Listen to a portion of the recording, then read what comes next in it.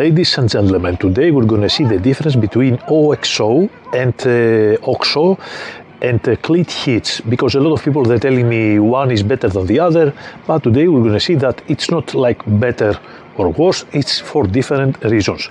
So what we see over here is at this specific setup, as you see over here, which is the slip line, it is kind of impossible to use anything different than the Cleat Hitch. And we're going to see the difference like here. Very nice. If I try to do the OXO here, it's going to make so much volume to the cleat that it's going to be impossible for me to tie the boat. O, X, O. And then O, X, and O.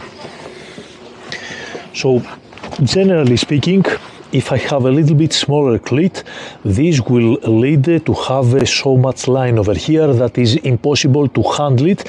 And not only that, because exactly I have too much line, sometimes the line gets jammed in between the coils.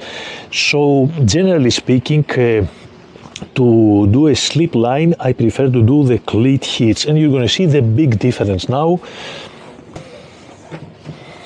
Cleat Hitch is half turn, crossing, locking directly, and then the other side of the line, half turn, crossing, second crossing, and then the locking directly.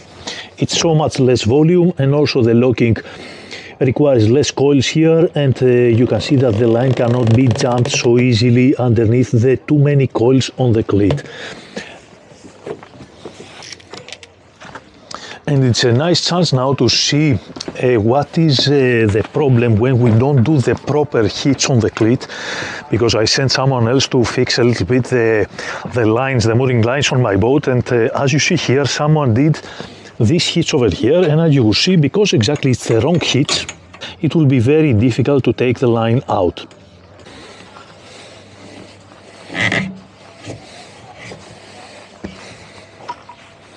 You see that the line should have been from the other side, from the far end of the cleat, and not from the close end of the cleat, and also not crossing directly. So in this case, I'm going to do directly the OXO, and that's much better because it's a single line, and it's a mooring line that is not in a good access point. So for me, it doesn't make sense to do the locking over here. It is too thick line, it's a small place, and since I'm going to use only one part of the line, OXO, it's much better. So I go again from the far end of the cleat, I go one turn around and two crossings,